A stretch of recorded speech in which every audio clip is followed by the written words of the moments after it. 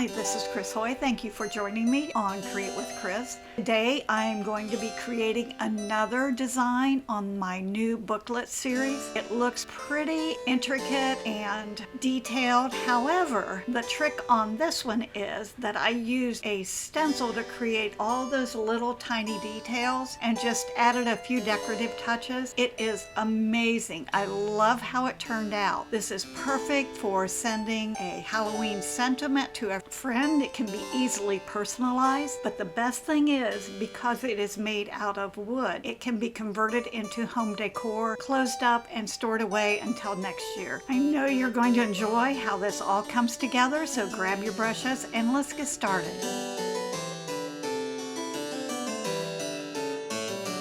I'm using an MDF surface and I did prep it with a base coat of multi-purpose sealer. Now I'm using my 3/4 inch oval wash to slip slap baby duck onto the surface. I want the center to be a little brighter because that's where the moon will be. Using more the side of my brush, not the chisel, just to blend it out. Brush strokes will be visible, but it will not be spotty. I just blended it toward the outer edge. There's no hard stop and start lines around the outer edge. It will be a little darker there, so I let it just blend out. Picking up Warm Sunset, starting around the outer edge, blending it toward the center. The bottom part is going to be my graveyard, so I'm just kind of letting that be ignored for now. Blended it toward the center, picking up Red Spice, and I did let it dry between each and every coat. Picking up Red Spice, doing the same thing, just building these layers. It creates such a beautiful depth, and you can see that yellow is glowing. Even though when I'm finished it won't be visible, but it just helps everything to really shine. These colors are almost a translucent, so adding the brightness behind really allows those to show up. I'm using some Heritage Brick. It's a much deeper, darker color.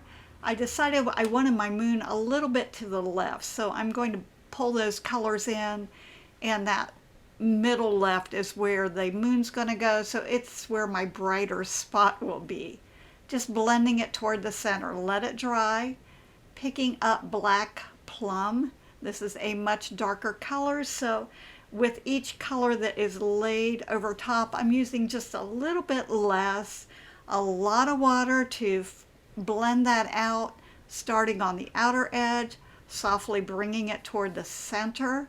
With the Black Plum, it's just a little too purple to use in the center. I did think it was a little bit light, so I went back with some of that Warm Sunset just to tone that yellow down a little bit. So there's never a time when, oops, I didn't do enough, or oops, I did too much. You can always manipulate it and work with it until it's exactly the way you want it. And just a soft blend. A lot of water, a little bit of paint makes such a big difference. And I know I want this down where the graveyard is to be darker, so I'm just kind of reinforcing that Black Plum toward the bottom and letting it blend out. This always has a point where it looks kind of not great and doesn't blend well, but because these colors are added in layers, it's not difficult. It's just a matter of being patient and just adding a little bit of paint. I love how it builds up. It's just almost kind of magical because now it's starting to look a little misty, or like nighttime, a little bit eerie, but yet it still has that glow, which is exactly what I'm going for. I probably put, I don't know, 5 or 6 different layers on this until I get it to where I want it to be. It's not difficult. In fact, I think this is the fun part. It's super easy. Just a matter of letting the paint dry, using a lot of water, just a little bit of color, and look how that's blending out now. Just very Halloween-y. I love that mystical look. And I think especially with Halloween, it's kind of magical the way that it builds up. And this can be used for any background, not just Halloween, but switching up the colors is such a great technique. to create that look of movement in the background. You can add a little bit of mixed media in there. Just great to use that. I decided, this is how I sketched out where I wanted everything to be. The white line across the bottom is where the gravestones are going to go. The little circle's the moon. And I'm using my white chalk pencil, which disappears with water. Now the gravestones, they did not, I wanted it more. So there's a little, I took it to be a fence on each side of the tombstone. So I just covered up the fence on the right, and I stenciled half of the cemeteries in, or the gravestones in. I'm going to clean my stencil and wipe it off really well. And I'm just going to flip it over and match it up to where I've already previously stenciled it, and then just continue that, including the fence on the right, and that will make a much larger graveyard. It's just so simple to use an easy or a short stencil and continue it on to make it look like it's much, much bigger.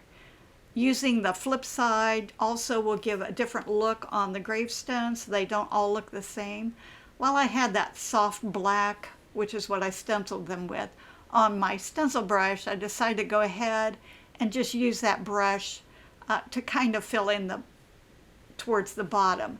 My stencil brushes, if you're not familiar with my spectacular stencil brushes, they have a very soft bristle, so it's really easy to use these almost like a base coat brush and bring it down. I didn't fill it in solid because I wanted some of that color to show through. I didn't reload the brush, I just working the paint around, kind of scrubbing it in. It'll be a light and a dark effect. I wanted the moon in a different place, so I'm just using bits and pieces of this stencil. I loaded my spectacular stencil brush with buttermilk and just stenciled a nice, even, smooth color across the moon. To do the bats, I used a portion from the Boo stencil, and I used my painter's pal to kind of mask so I don't get paint where I don't want paint. And you can see how close it is to the O. And if you either need to use tape, but I can take that little V in the corner of my painter's pal, just kind of tuck it up against the bat, creates a really nice mask. I don't have to worry about using painter's tape and then trying to peel it off. It's just a super simple way to get nice clean edges without a lot of fuss. And I'm just putting a light coverage on the bat. I don't need them to be solid and dark and heavy, just a nice even coverage. How simple is that? And it could be left just like this, but you know me, I'm going to add more.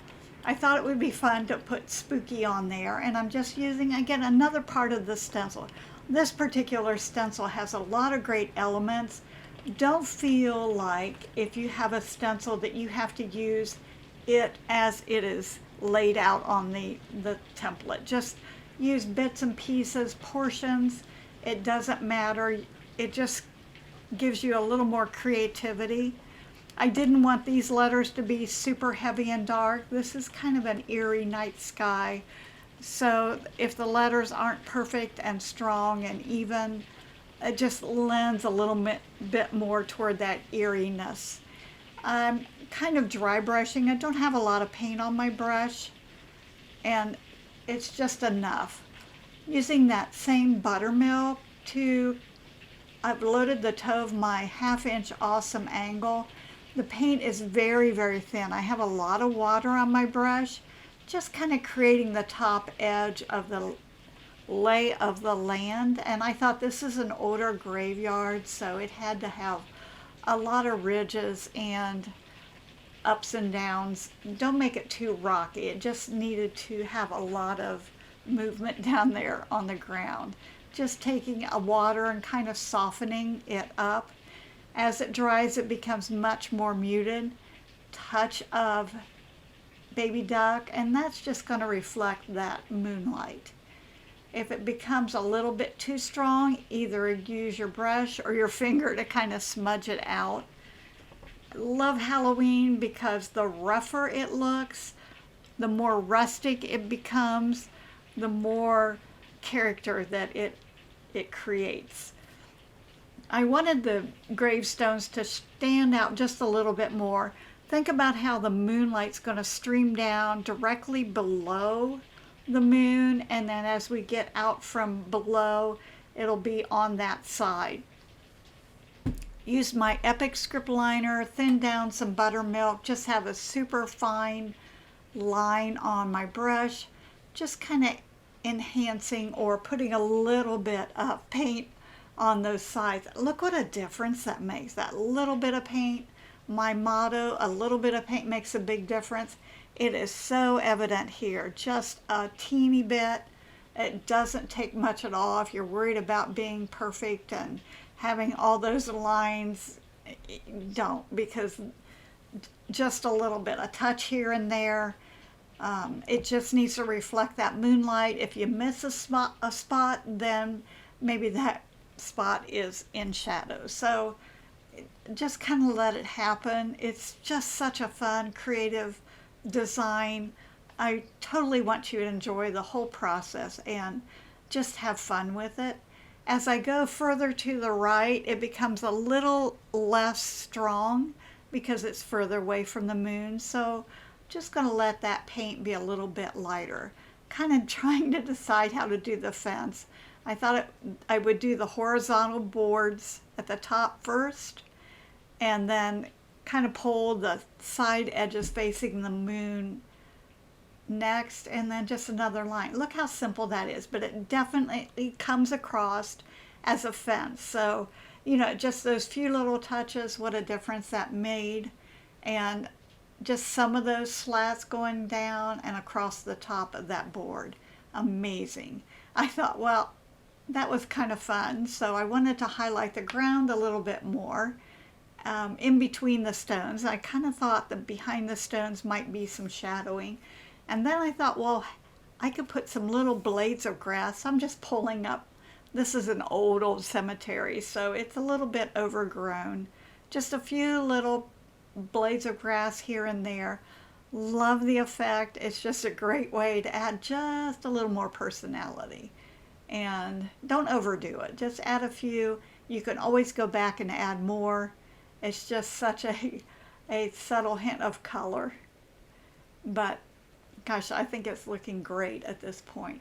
Make sure your paint is thinned down. My Epic script liner is a little bit shorter than a script, but longer than a liner, so I can paint a long distance without having to reload.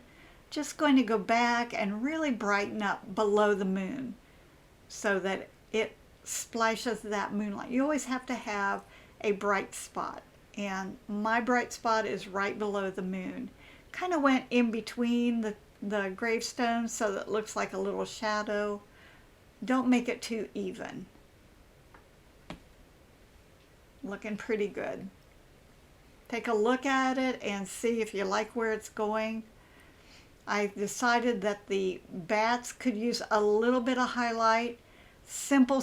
I've loaded the toe of my 1/8 inch awesome angle with a little bit of buttermilk, just a little bit, doing the ribs and the wings, the bottom edge of the wing facing the moon, and the side of the body that's facing the moon. Simple little short floats, not a big deal. Just get some, just a little bit of design on them, and that's all that is needed. It's just takes such a little bit of paint, and I think that's what's so much fun about this design. Just a little bit of paint really creates that wow factor. On this one, because it's below the moon, I'm doing the top edge of the bat and the top edge of the wings. I thought I would take my number 12 Diverse dry brush and just do a little bit of a halo, kind of like a moon glow of buttermilk around the moon. I didn't want to go too strong, just enough to brighten it up just a little bit more.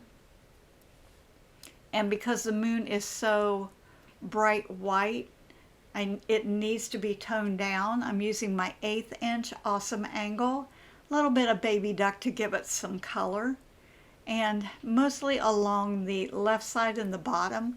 I wanted that top to be just a little bit brighter and the inside scoop a little bit brighter. Just kind of floating that in, added a touch of the warm sunset just to give a hint of color. Remember to keep that strong contrast between the background and the moon. I wanted to add stars, and I took my stylus and I just put a dot, and then I pull up the center tine, and then I kind of go back down to the center dot and go across to create the two side tines, back to the middle dot, and pull down for each one of the bottom tines. I wanted these stars to be, my favorite word for this project, a little more rustic. I could have stenciled them, and I think they would look fine with a stencil, but I felt like this would give a little more personality to have these stars created with a stylus, because they won't be perfect, and I'm kind of going for that look. Keep this minimal. You don't want to become so busy in the background that it just becomes a lot of confusion, or keep that very subtle. If it becomes too strong, kind of lighten it up with a paper towel. I did cover the gravestones up and splattered a little bit of buttermilk in the background. That's just going to give more of a twinkly night sky. I'm doing the same thing with soft black. This is more for texture and kind of a filler. On the inside pages, I wanted these to be consistent with the front cover. So I have, I'm using baby duck to kind of slip slap the colors onto the pages, blending that out same as I did on the front cover. Not going to the edge, but close to the edge, not leaving any sharp edges, just kind of feather them out. Using the brush to put the paint on, and then the chisel edge to apply the paint, but then I'm flopping over to the flat of the brush to blend the paint out. Just very softly. I have a fair amount of water. The brush strokes need to be visible, but not spotty. So anywhere there's like it's too spotty, I will go back and add just a little bit more, but I don't want it solid. If you have trouble with your paint drying quickly, use a distress mister and just mist a little bit of water on it, or use a fast dry glaze medium. I position my stencil, and I'm just going to trace the moon shape just so I know where to apply my shading, and I'll go back and reinforce that later. I did speed up this section of the video because the background is identical to the background that I did on the front cover, except on the moon I'm just staying more toward the outer edge with the darker colors, still blending it toward the center, using the oval wash and a slip slap. Started with warm sunset, then I go over it again with red spice, keeping it darker in the corners, and reinforce that with heritage brick. You can still see the brush movements. I'm using that slip slap, a little less on the right hand side, but I find that if both pages are being created at the same time, it's more of a continuity. Bumping down to my 1/2 inch awesome angle with black plum to really deepen those corners down to give it that nighttime look. And I'll do the same thing on the other side just to make sure that they kind of match up. Repositioning the stencil, and you can see this slip slap in the background that I did on the moon. The colors are just wonderful for the moon base color. I've loaded my spectacular stencil brush with buttermilk, just very lightly dry brushing. I don't want the moon to be solid. I like that textured look, all the blue cheese effect of the moon. Once I get the paint on, I can scrub it around a little harder to soften it. If it's still a little bit hard to move, just pick up a teeny tiny bit of water on the brush, wipe it over a paper towel. Because the bristles are soft, it's really easy to manipulate the paint. Just using a small, kind of a circular effect to help that paint kind of blend together. I switched over to Warm Sunset to enhance or add a little more color along the bottom and the right side, deepening that a little bit with Red Spice. Be careful, it shouldn't blend into the background. Very important that that's just very softly, a hint of color. And it just gives kind of a mystical look. I did take my paper towel and just kind of blend it softly and see how that just creates that nice moon effect. I don't think you really can see the total effect until the stencil's removed. Now that really bright area around the moon, I'm just taking some Red Spice and just very lightly floating that to create that dark contrast between the moon and the night sky, and still allowing it to be a little bit brighter. It creates that look of a halo around the moon from the intensity of the moonlight. And I'm just softly blending that in. If you're not familiar with my awesome angles, they're a lot longer than a traditional angle, and that allows more paint time and less reload time. So I get a longer, more continuous stroke without having to reload. And when you're in the middle of a really nice float, it's kind of frustrating to reload and have to try to match that up. Not blending it super smooth. I like that movement in the background, so I'm allowing those floats to be just a little bit choppy and not super smooth. And this design could be created with just plain base coats, but I really have fun. I like to add those layers, adding just a little more Red Spice just to kind of help blend that all together, and I think it looks amazing. Adding some stars, I'm using my splatter brush and buttermilk to just add a few stars in the background. This is going to help break up the background and give a little more interest at the same time. Using the Boo lettering and the bats, I like the way they're placed, so I'm just going to position the stencil, make sure that it fits nicely inside of the moon area. I'm loading my Spectacular stencil brush with soft black. Make sure when you want a nice, clean, crisp edge to wipe the brush over a paper towel to remove excess paint.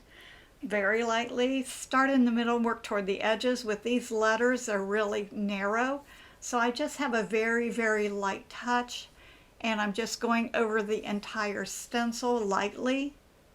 Once I know how much paint is on my brush, it should be enough to do the entire set of letters and the two bats. Now I can go back and I do kind of a swirl, and what that does, it's going to soften those letters and it makes it look a little more aged instead of a nice black solid heavy. It has a little bit of softness to it. I like to connect the bridges on the lettering. To me, that makes it look more hand painted and not so much stenciled. So I've just loaded my Epic script liner with soft black, just connecting where those bridges on the stencil are. Such a simple step, but it makes a big difference.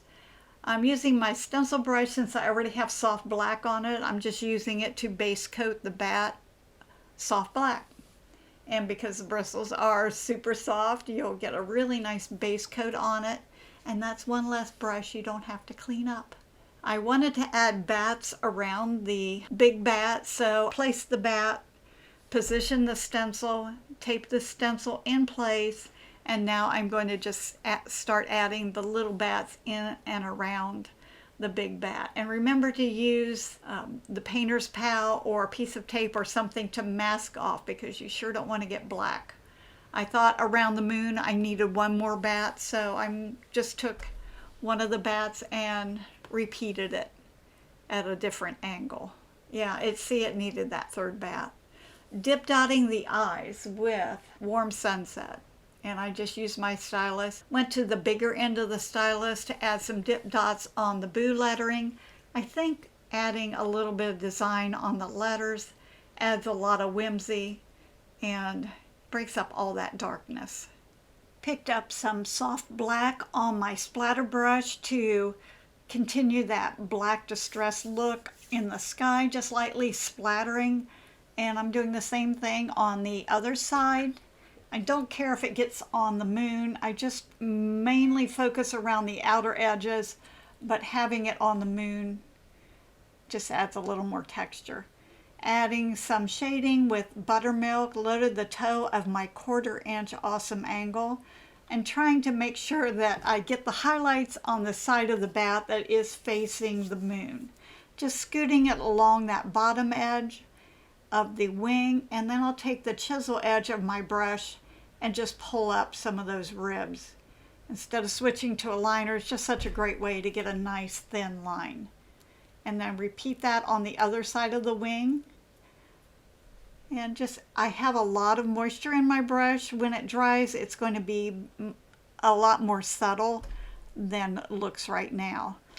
I decided to add a little bit of shading with the Heritage brick, and I added on the left side of the body and then a little bit in the wing areas, just to break that up and add a little more color.